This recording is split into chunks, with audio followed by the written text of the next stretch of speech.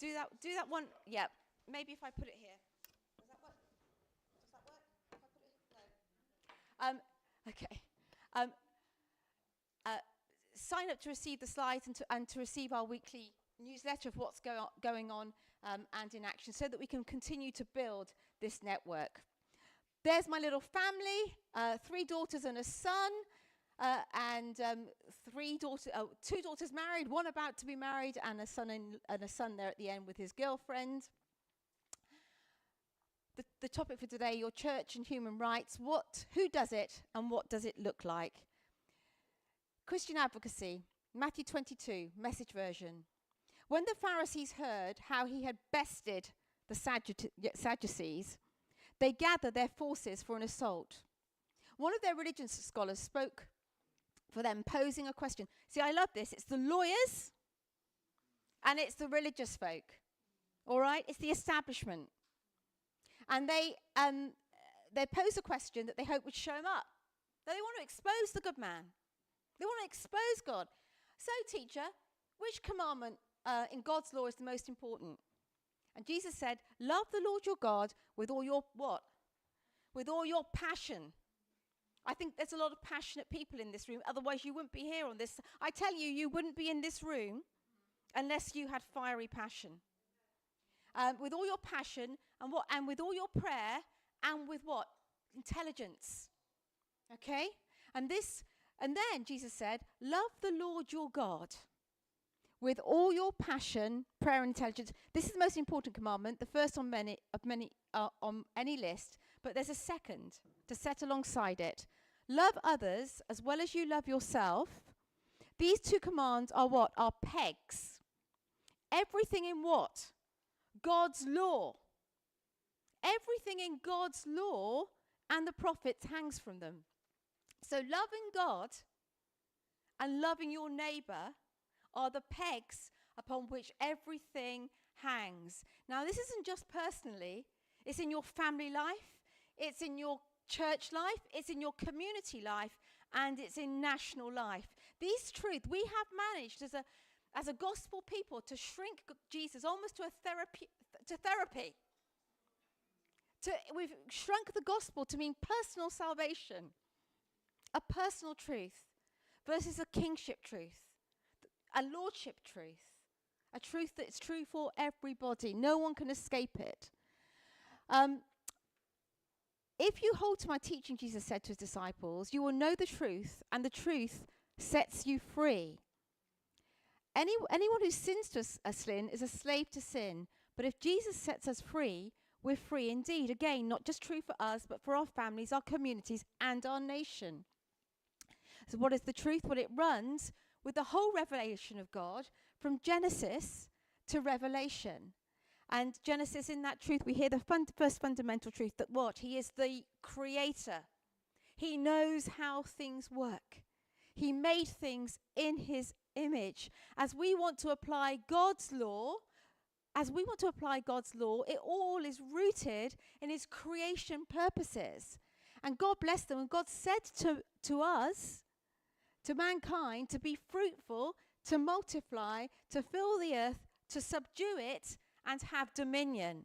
So God's law, we are there in his purposes to subdue the earth and have dominion. The bride of Christ knows best how to do that, and we should be passionate about it because we love him and because we love our neighbour.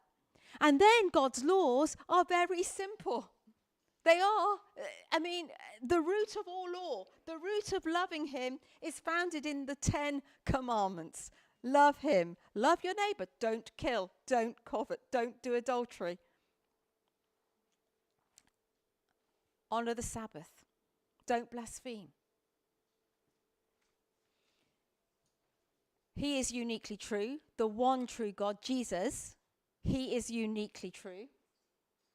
But what happens when we forget God? We move to a Romans 1 rebellion. And think about this. This is end stage culture. The Romans said, we'll do it our way. We won't accept these norms. So what happened? Therefore, God gave them over to the sinful desires of their hearts, to sexual impurity, for the degrading of their bodies. And God gave them over to shameful lusts. Women exchanged natural relations for unnatural one, and men abandoned natural relations with women and were inflamed with lust for one another. So we suppressed the truth. We exchanged the truth for a lie. We worshipped the lie in our culture and in our community. And we approved of the lie. We approved of it in law. We approved of it in culture. We approved of it in media. We approved of it in the public square. And we punished those that stood against God's law and God's truth. Is that today? Is that was true in the Roman era? Is that true here? Is that true now? Is that what we have done? Is that 21st century Bournemouth? How has my beautiful town of the Bournemouth Music Festival, the Bournemouth, I used to come here as a little girl to Bournemouth Music Festival. We had a brilliant recorder group. We used to win my little recorder group. I used to play the treble recorder. Used to love that trip. How has Bournemouth become this hotspot? It's a gay hotspot. Yeah. The city centre doesn't look great right now, does it? When a city is sad, it shows on its streets. You've got drug addiction and hurting. And who's God got to rescue Bournemouth? You. You are the hope of Bournemouth. You are the hope of Bournemouth. Martin Luther said, "If I profess with the loudest voice and clearest exposition every portion of the word of God, except precisely that little point which the world and the devil at that moment attacking, I am not confessing Christ, however boldly I may be professing him. Where the battle rages, there the loyalty of the soldier is proved, and to be steady on all the battlefronts besides is mere flight and disgrace if he flinches at that point."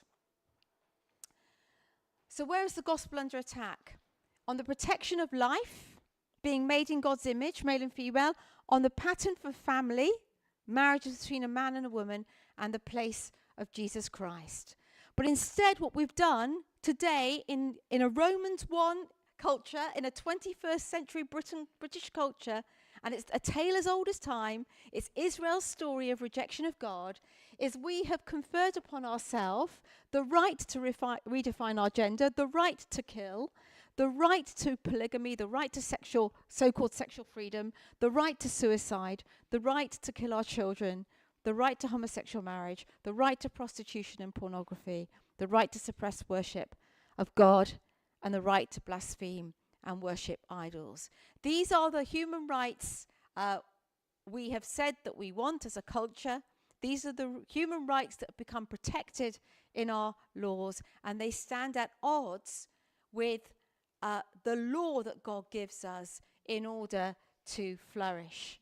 And G.K. Chesterton said, "It's only by believing in God that we can ever criticize the government. Abolish God, and the government becomes the God." The fact is written across all human history. Wherever the people do not believe in something beyond the world, they will worship the world. But above all, they will worship the strongest thing in the world. When the government becomes big, our recent history, this is in order to try and understand this culture of rights, where we've got to today, this culture of law that we're in, and where we are at. And I want to show you where we've come from and what we are contending for today.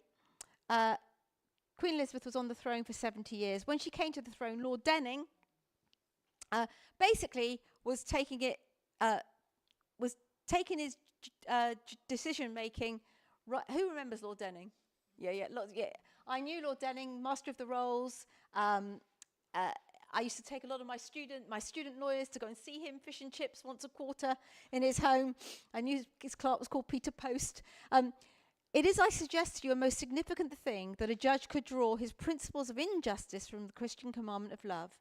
I do not know where else he is to find them. The common law of England has been moulded for centuries by judges who've been brought up in the Christian faith. Common law, our common law, is the common law found upon the gospel. That's what the common law, that's what was understood, dating right back to the Magna Carta, the great law, all predicated upon biblical truth, the gospel.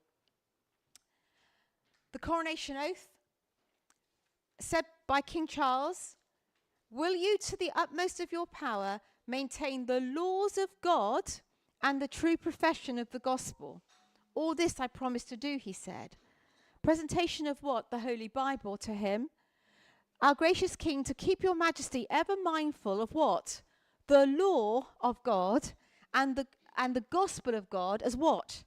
As the rule for the whole life and government of Christian princes. We present you with the Bible, the most valuable thing this world affords. Here is wisdom. This is the royal law. These are the lively oracles of God. Why has our nation been so great? It's not because of mighty armies. It's not because we're British. It's because our common law, what runs through our history, is this. The law in the courts, the law in education, the law in parliament, the gospel of God, which is the lively oracles of God, that's what's run through our great nation, which has taken freedom across the world, which has maintained freedom, which has taken great education. That's actually what it is. The legal shift which has occurred on my watch, which has occurred in my lifetime, is that we move from that common law heritage by adopting into our own heritage the European Convention on Human Rights, as adopted then into our Human Rights Act of 1998 and the Equality Act of 2010.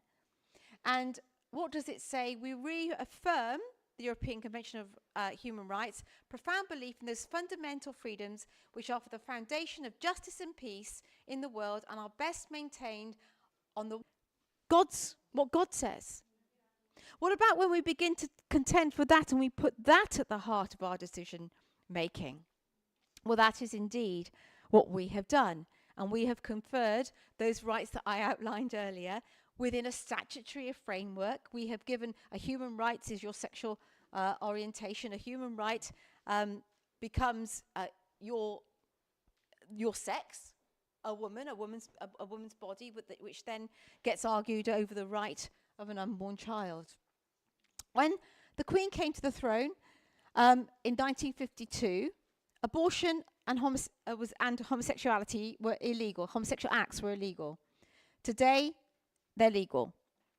When the Queen came to the throne, there were 4.8% of babies born outside of marriage. Today, it's 51%. When the Queen came to the throne, there were 50,000 marriages with 50 million in the population. Today, with 67 million in the population, there are 240,000. When the Queen came to the throne, there were 34,000 divorces per year. Today, there are about 115,000 divorces every year. That is a massive social shift. How did it occur? 1950s, contraception pill became more widespread. We were coming from a post-war culture.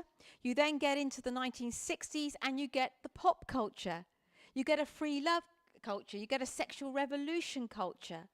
Presumably with the advent of the contraception pill, it's now possible to have sex without strings. Sex can be recreational versus procreational. It's meant to bring freedom. And what you get is a massive shift from a family unit, from sex should be preserved for marriage, to sex becoming this thing that's just out there and everywhere. So that's the 1960s revolution. I mean, today what you've got, and the pop culture, but what you've now got in recent years, we've got a TikTok culture, an Instagram culture. All of these things are what's speaking to the culture and to next generations. God's pattern for life. I want to just ask you, who has human rights? What happens when you have sex? For some reason, even with contraception, what happens?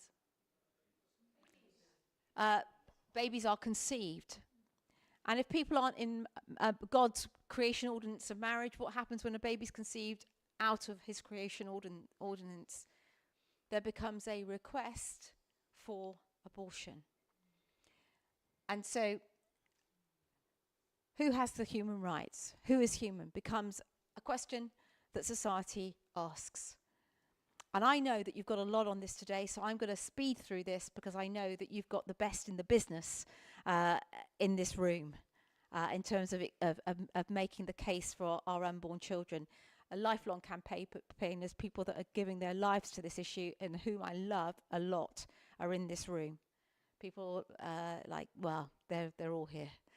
Dave, Christian, I don't want to leave anyone out. I've got David Skinner, and there's people here that have been fighting for a lifetime on this. But let's look at this just quickly.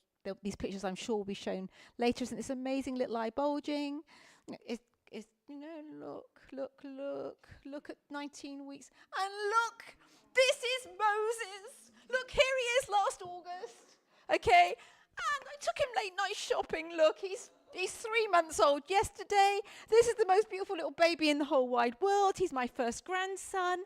So the point about this is he human? When does he become human, and when does he become dependent? When is he independent? I mean, he doesn't look very independent there right now, does he?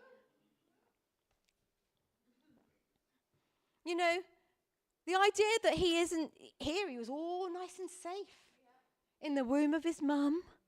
Yeah, my daughter. When I went over there, I was expecting my feelings to be for Moses.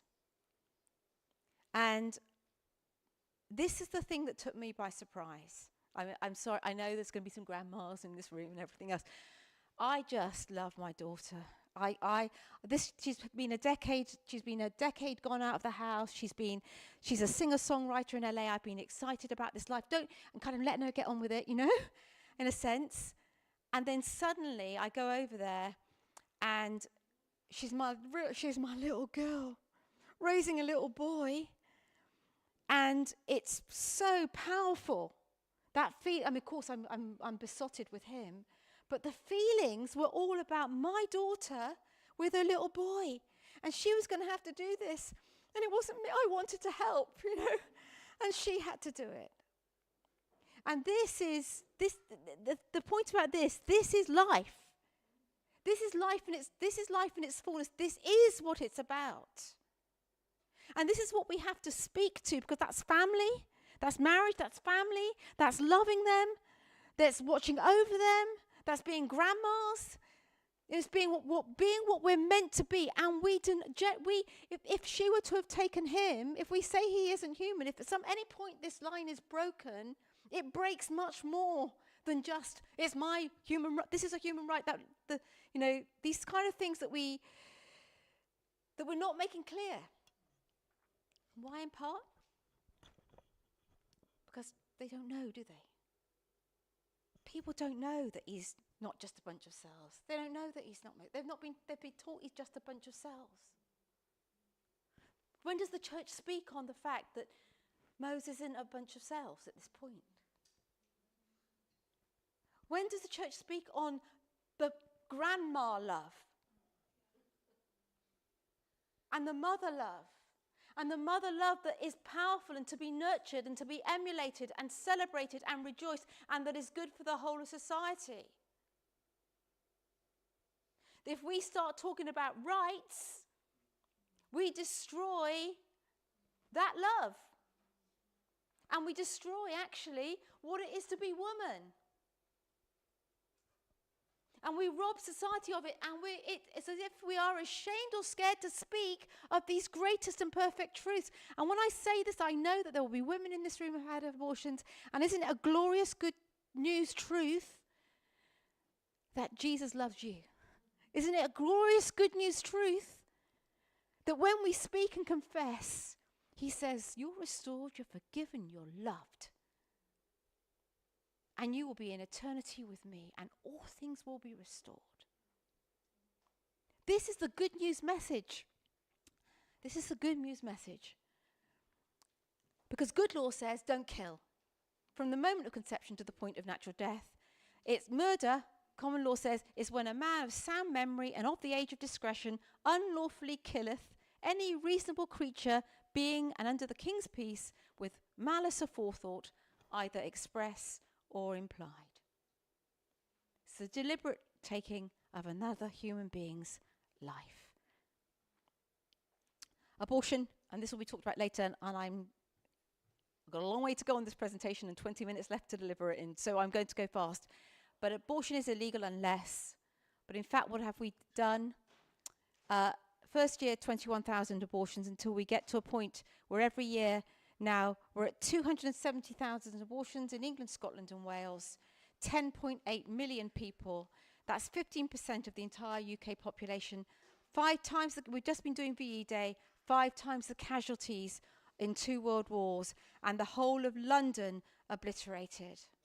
Now that social revolution of the 1960s was therefore very bloody indeed. And this nation is sadly walking with bloodshed on her hands. And the church, who does God have to speak for it? The church. And a nation is a reflection of the church within the nation.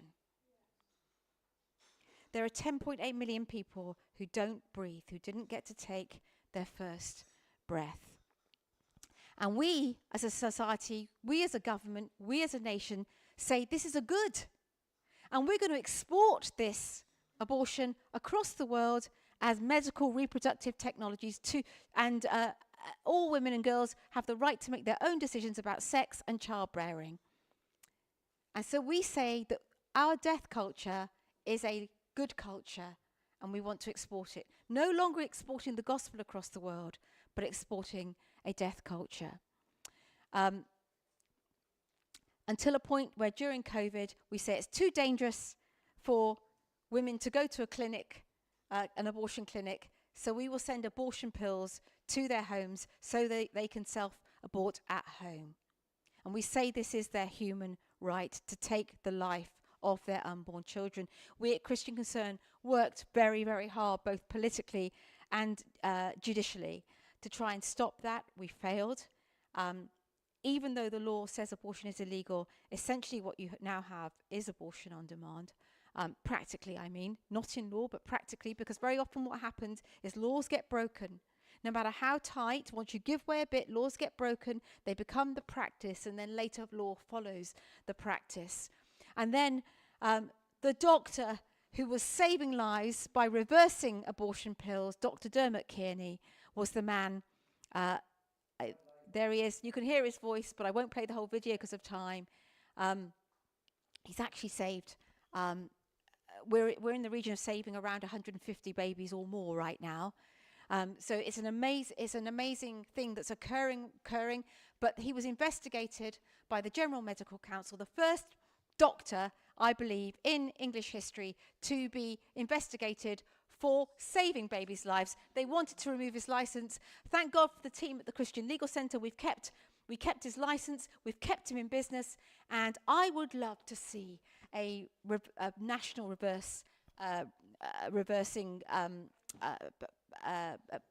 line that's nationally known. And these stories will be later in the room. How is it that we got to a place in the United Kingdom where we cannot pray, where we cannot speak to women who are about to take the most difficult, the most important decision of their lives? And we have the heroes and the heroines in this room doing that work. And you have Christian here. He was arrested. Look, he was picked up. Look, dragged to the van. That's Christian. You can speak to him. He's here. He's just gone. You may well. There we are. So he was arrested a couple of years ago. But what do we do? Now there's a move. There's been a move, and there's a current move in Parliament. So exactly a year ago, there was a serious move to legalise, basically, to just decriminalise it all, to legalise abortion up to birth. But that's where you get to when in practice it's what you have. So the generation, if you have a culture of death, the generation that killed its children will be killed by its children. When you actually say that life is not given, is not a gift from God, when again you take out God's laws and you talk about human rights, life is mine too, like life is mine. Like, the thing is, this thing about when Moses is viable. Well, am I viable without my mum making me my breakfast this morning? Oh, it was so nice for someone to make me a breakfast. That nice. I mean, that's actually the point. We don't live like islands. We're all dependent. We're all interdependent. And that's families and communities and nations. That's what we are. That's what we are. But when we say it's my body, my choice, if I don't want this child, I'll take the life of this child. I don't want to live with this. I don't want to live with that. It was my choice when to die. The law in England has been clear. It's a crime to encourage or assist another person's suicide, and up to 14 years imprisonment.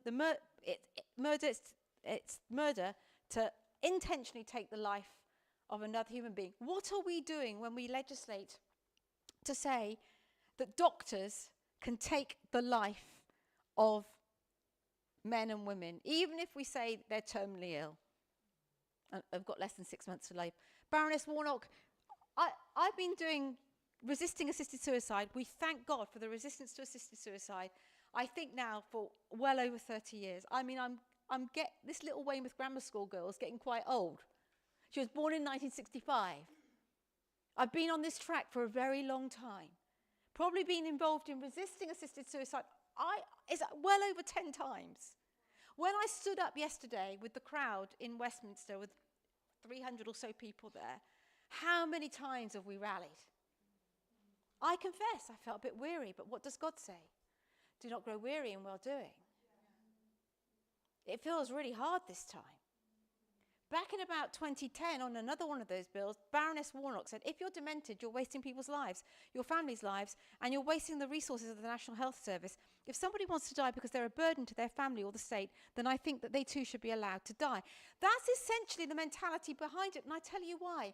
If yesterday they voted down an amendment which would essentially give a conscience to hospices not to be involved in assisted suicide, if the people that are advocating for death cannot even say for those institutions that do not want to do it, you should be afforded an exemption, we're in the land of nonsense.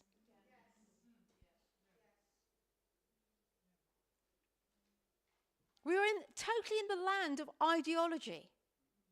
Because we're in a land where coherent arguments no longer make sense. And was therefore, as the people of God here, every battle is always a spiritual battle. That's actually true. There are also sometimes you fight battles in all kinds of ways. But let's be clear here. The most rational, sensible argument was not cutting through.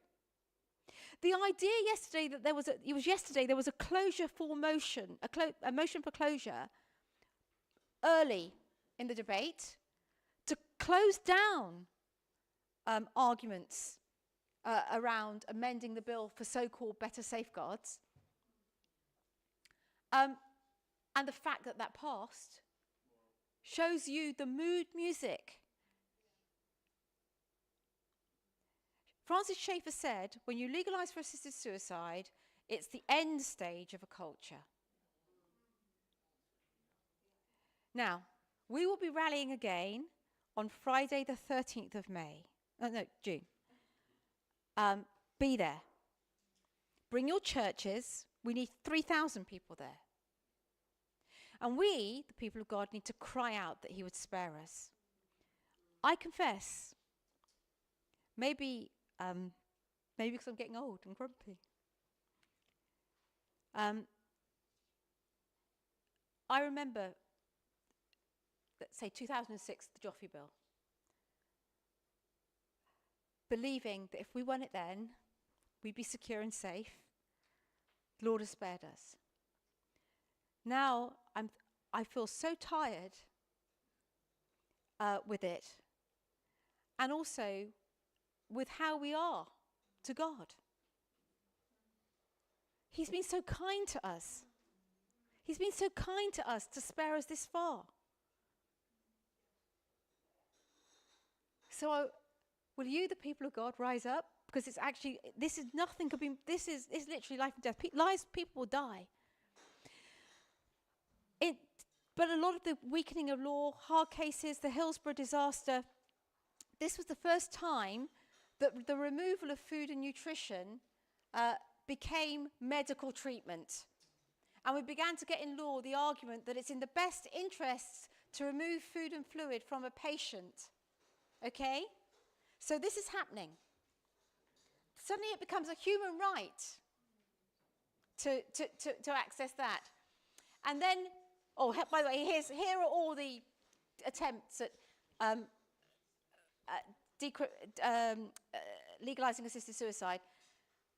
But Keir Starmer, our current Prime Minister, he was the one who, in about 2013, as Director of Public Prosecutions, lessened the guidelines, said you wouldn't be prosecuted if you assisted in a suicide, essentially. So that's the Prime Minister that we've got. Here are images of some of our rallies. And that's the one from yesterday. Rest in peace, we said, strictest safeguards in the world. Here are some of our baby cases where parental rights, family rights, parents have access to treatment abroad. We bring the treatment to the court. We know that the child is very severely unwell. By the way, this little baby is still alive. We thank God this is one that we won. But here, these others, we didn't win those cases. The judge said it was in the best interests of the child to die.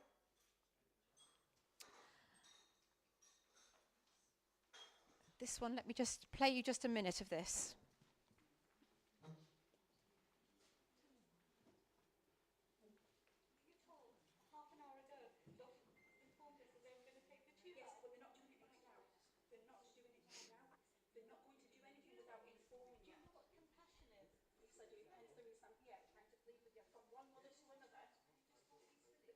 They've just been told that their child is going to have the food and the hydration removed.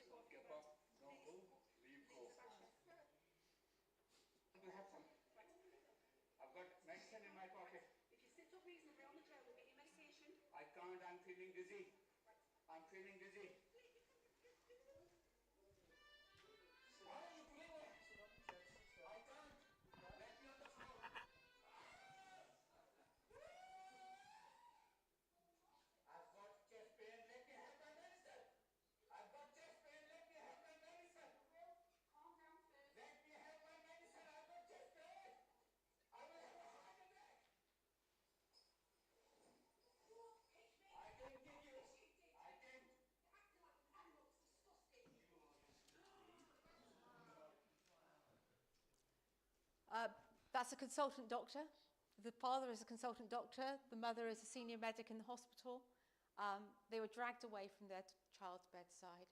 Now, I could have explained that to you, but I haven't. But can you?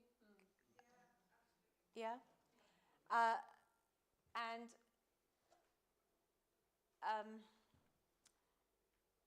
that's actually what's going on in our hospitals when parents who find alternate treatment. We have police guards. In the case of Alfie Evans, I was there when there was a police guard around the room of the baby, and there was an ambulance at the end of the corridor waiting to take the child to Rome, and we were denied that. And we were called the people that would cause a riot. We weren't. We were always peaceful, always full of love, always gracious, always kind, always good. Isn't it the problem after all? Yes.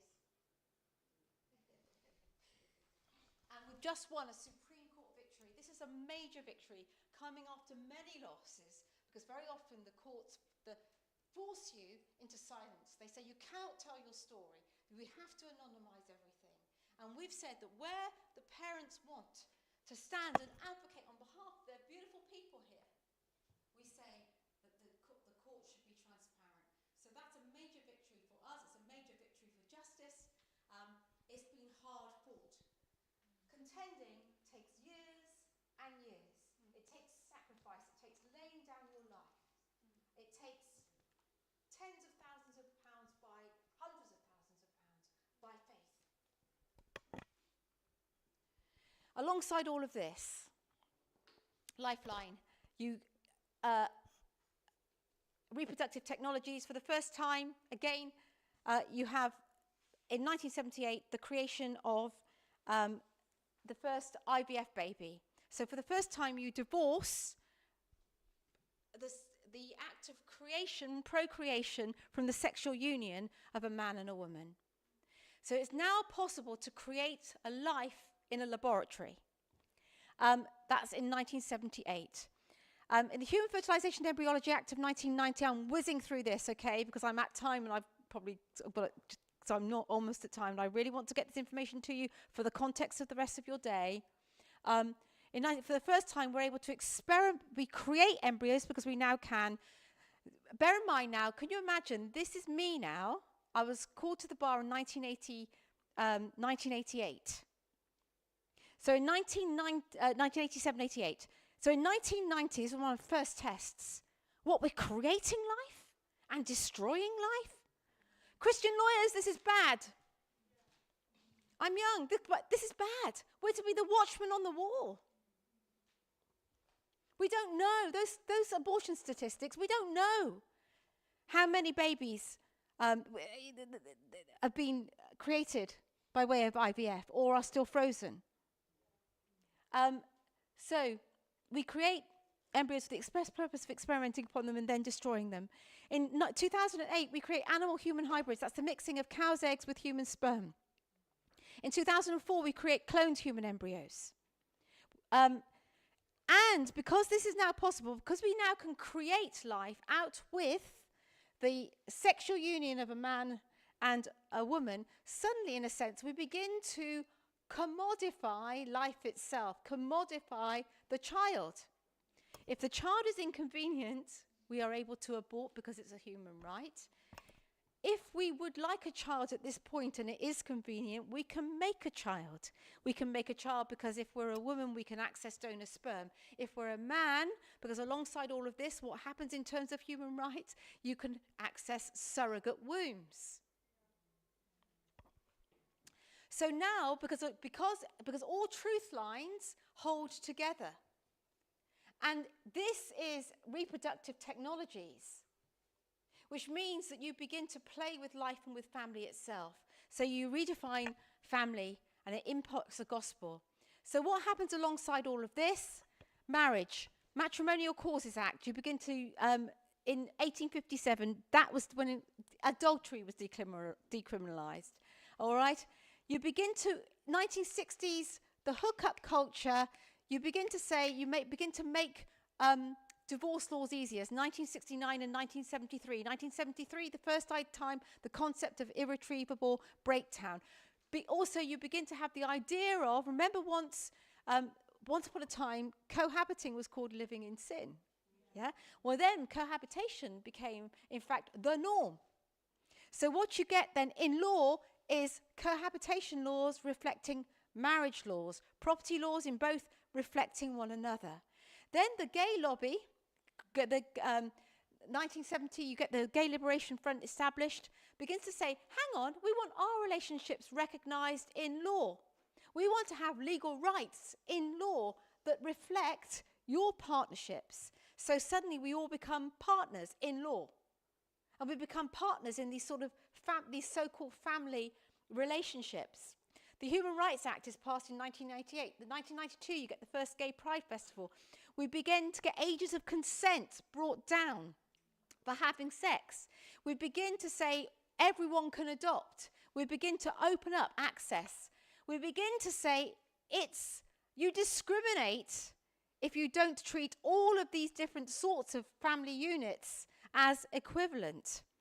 And then we get the Equality Act in 2010, building on the Human Rights Act, which says that we will discriminate on the grounds of sexual orientation, gender reassignment.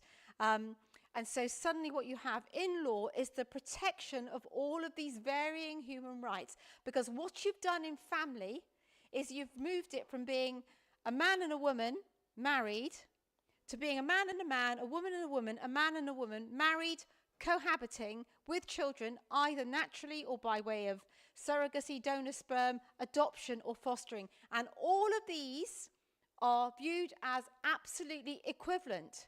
This is the human right, but it's not a human right. You've redefined life itself.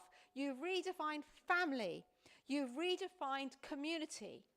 You've wholly redefined society in law. And if you speak against the new world order, you discriminate. You do hate speech. You are bigoted. You are phobic. Andrea, you're the kind of woman that would have kept the black people on the back of the bus.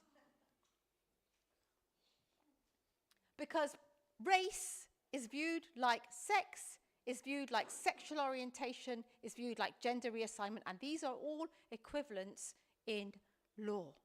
That becomes the legal argumentation around rights.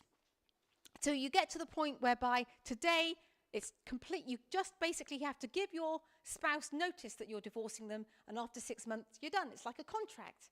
Because when you destroy marriage, when you destroy it so wholeheartedly, you destroy all the laws. So this becomes a reality. This is a woman who's had a child, who identifies as a man, wants to be the father on the birth certificate, and the lesbian partner to be the mother.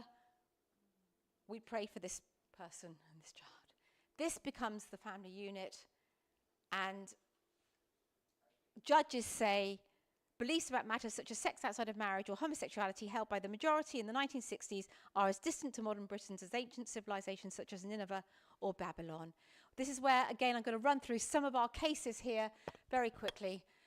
You have Richard Page, the magistrate, who said children do best with a mum and dad. For that, he was reprimanded and told that he allowed his religious beliefs and not the evidence to affect his judicial decision-making.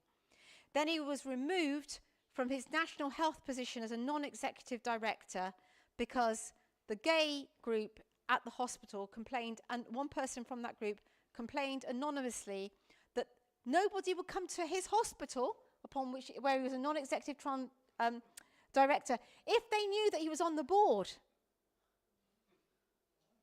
And that argument washed.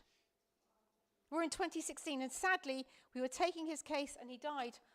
He died because cases take a long time. When we're in them, we're in them. And we're in them for as long as it takes to do justice, to stand in the light, to do what is right. And alongside this, the voice of the church, Justin Welby, former Archbishop of Canterbury, his first public test when he came to office, and this is why he has failed.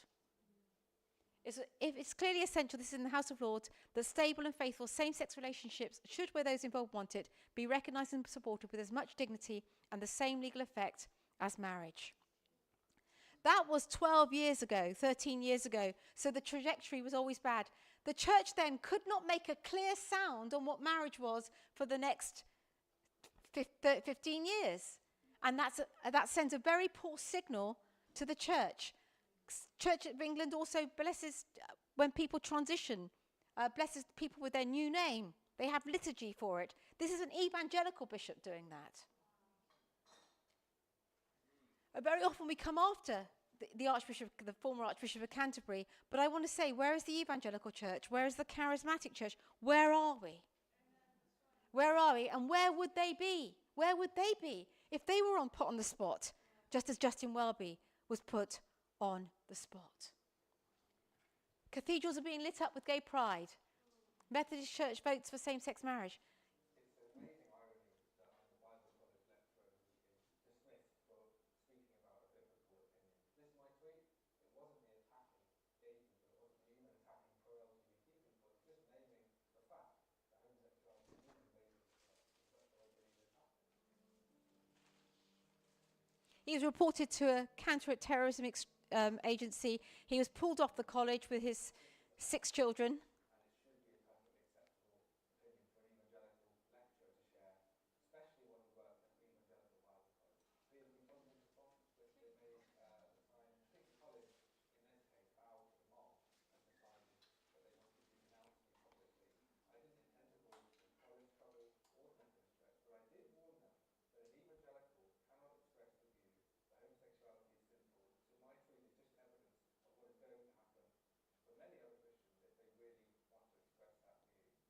So an evangelical lecturer, an evangelical college, but the evangelical college didn't have the courage to stand with him.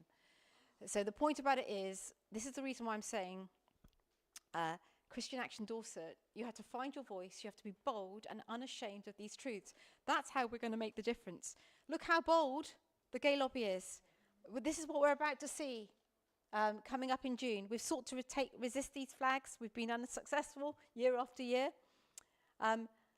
David Cameron said in 2013, I don't support gay marriage despite being a conservative. I support gay marriage because I'm a conservative. There's nowhere to go when the Conservative Party is liberal, socially liberal. And Nick Clegg, who was the Deputy Prime Minister at the time, said, my own sense is that once the bill is actually on the statute book, you'll start seeing same-sex marriages up and down the country, and it's all going to be very normal. But who's it going to be normal for? This is the Department of Education, and it becomes normal for our little children in the schools. And this is Casey, who objected to Pride. She was removed from the classroom. She was suspended. Her mother was visited by the police and social services because she wouldn't participate in Pride. We had to safe school her because when she went back, she was essentially obliterated. And that was about 5 years ago. And this year we've actually safe school. We actually took her on at that point, and we've again just really looked after her. And as a result of standing, she was given a scholarship, and we've also helped for her to then go to a Christian school, and she's about to take her GCSE. So for standing for Jesus, age 10, this little girl. But we've got Daddy's roommate, Heather has two mummies, my princess boy, Tango and Tango, King and King, honeysuckle dresses, voices panting, doggies chanting. Look, this is, I have a dream. If boys could go to the same toilet as girls, look at how this is being spelt, right? They can't spell, this is year 1, age 6. This is propaganda. And the thing is, in this school, the mum that complained about this was Izzy Montague, and she was the one that in the end was forced out and forced away. And they had a meeting with her with, if you want to be racist, homophobic, why not just be quiet? When she went into the meeting. So drag queens are in and chaplains are out. Yes? So here you have got a Church of England chaplain in a Church of England school preaching a Church of England sermon. He loses his job. He's reported to Prevent. The counter-extremism agency. The Church of England removes his licence, and he's considered a safeguarding risk. So, and unable to work with children. We are now 6 years on in this case. 6 years on in this case. Because this is what happens. Couple, early case, 2011, stopped from fostering. Do you remember that one? Eunice Snow and Johns. Because they said that they wouldn't promote homosexuality to children in their care. The Equality and Human Rights Commission submitted that Christianity would be an infection to the child. We sit as secular judges in a multicultural world, but we are turning around these cases because it takes time to turn things around. You have to stand. Felix Ngole, social worker, posted on Facebook in support of marriage between a man and a woman. He was expelled from his social work course. All the way to the Court of Appeal, we got a seminal judgment saying that he had not discriminated.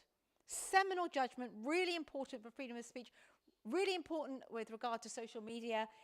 That was a strong win, and it's precedent setting, and we are in a brighter, better place in law as a result of that judgment. However, his reality, he goes and gets another job. They discover who he is. They say, you can't have this job. They say, people may be triggered if they know that you're the social worker. Same argument as in fact, people might commit suicide. The judgment last year said that they take their argument to the extreme when they assert that those identifying as LGBT might kill themselves if they discover that Felix is a Christian. So the point is now, to be a Christian, it causes so much minority stress to the rights of others That having a social worker that is Christian might mean that they kill themselves. Now, these are the rights arguments, the human rights arguments that are being made in our courts. And we are there right back at the beginning again. All right? No. Because we stand, we keep... Imagine if we hadn't stood. Imagine if God's people hadn't stood. Imagine if God's people hadn't contended. And if when they got knocked down, they hadn't then got themselves back up and contended. Imagine that. Imagine if CBR went out on the streets exposing what abortion looks like. Imagine. Imagine if people didn't stay praying outside of clinics. Imagine. See, the thing is, we don't know what it would have been like without us. But we know we're still here. We can still meet in this room. Sometimes there might have been a protest about this. You know, people might... we're going... Christy Higgs, Mum, here we are again, another big win at the Court of Appeal. Again, took us about 6 years.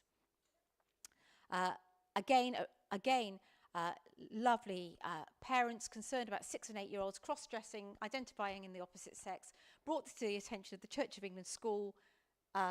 Church of England School stood with the government, said that these parents were transphobic and homophobic if they couldn't accept that the 6-year-olds were in fact the opposite gender. But as a result of their case, this case was very pivotal in ensuring that there was a review, the CAS review, and a review of the government guidelines. One of the early cases as well on this issue, because we were standing actually, because God is truth, there's this reality, you know. I know that I'm finishing now. So how many minutes have I got? Because I know I'm over time. No, because I must respect Dave, because you all want to hear from Dave. I can tell you that. Doctors removed because they say that because they won't put on a medical form that a biological man is a woman. These nurses, you know these nurses right now, the Darlington nurses, they're coming after them even for their nursing licenses. Here we are outside of Downing Street. Here we are. I was there, but not in the picture, with Wes Streeting. And now Jennifer Melee, a paedophile prisoner comes in. She's overheard saying he's a man. He complains. She loses her job, and now they want to come after her license. Maureen Martin is right here. A woman that campaigned for marriage, campaigned to remove her from her job. Conversion therapy ban to effectively criminalise speech, to say that you can move away from unwanted same-sex attraction. Threats to kill, bank accounts closed. These are realities. Christian Legal Centre had our bank account unilaterally closed. We've been under multiple investigations. Our professional licenses are investigated, but we're standing. We're here. We're up. We're going. And you are here, and you're up, and you're standing, and you're going. And that's what we're doing. Removed from our Wilberforce Academy. By the way, come and join us at the Wilberforce Academy Next Generation. We've got there, Hannah. Sorry, is your name? Is my name? Was your name? Yes. Fenny, that's it. Fenny. Fenny was at our Wilberforce Academy. Danielle was at our Wilberforce Academy. Speak to them about the Wilberforce Academy and the impact of it on their lives. It's great to have them here right now. And we have that it's going to be the first week of September, so please come and join us as we seek to raise up a next generation of men and women in public life. And we build a collective with them to do just that. Street preachers are on our streets because we've had 100% success rate in defending them. Hundreds of street preachers. There's probably a street preacher, street preachers every week, but there's a street preacher case probably about every 2 months or so. Cross, we had to argue once upon a time that the cross was a Christian symbol. No longer. The rise of Islam. When we become demoralized, what you then see is the rise of Islam in our nation. Muhammad is the #1 name. We have councils that are essentially mayors that are essentially run by Muslims. We have a Muslim vote now a Muslim vote that has around 50 MPs in Parliament. We have churches converting to mosques, the Quran being read in our cathedrals, Ramadan lights give way to take away from Easter lights, and they give way to the pride flag. We have Ramadan verses from the Quran on our public transport, prayers in Parliament, MPs killed in the name of Muhammad, fashion, Sharia courts operating in Islamic areas, de facto, centre of London owned by Islamic money, grooming gang scandals on a national scale, Christian chaplains out, Muslim chaplains in, people, Hatun Tash, another one of our very important cases. We are safe housing converts from Islam. Standing is winning. We need to be organised. We need to be public advocates. We need to reclaim institutions' ideas. We need to mobilise the church. Let's work together. We have Christian Concern, a publishing house. We've got an education network. We're in the process. We've insisted in the development of 12 new schools. We're actually got about 40 now that we're working with. This slide is a little bit out of date there. Unless God has raised you up for this very thing, you'll be worn out by the opposition of men and devils. But if God is for you, who can be against you? So said John Wesley to William Wilberforce. We're God's dominion people. Eternal life begins now, and our role is to reform the culture, to subdue the culture. Do join us. Sign in.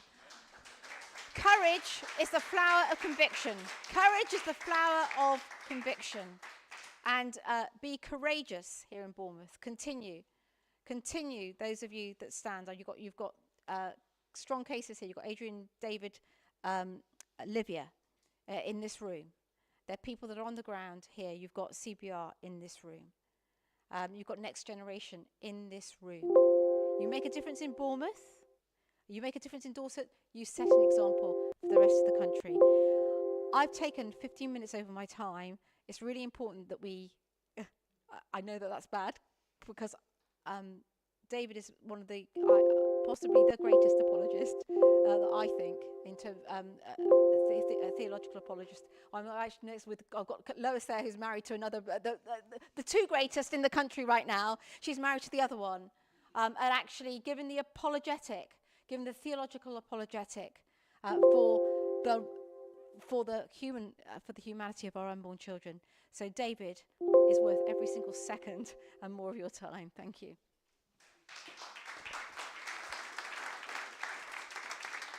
Wow.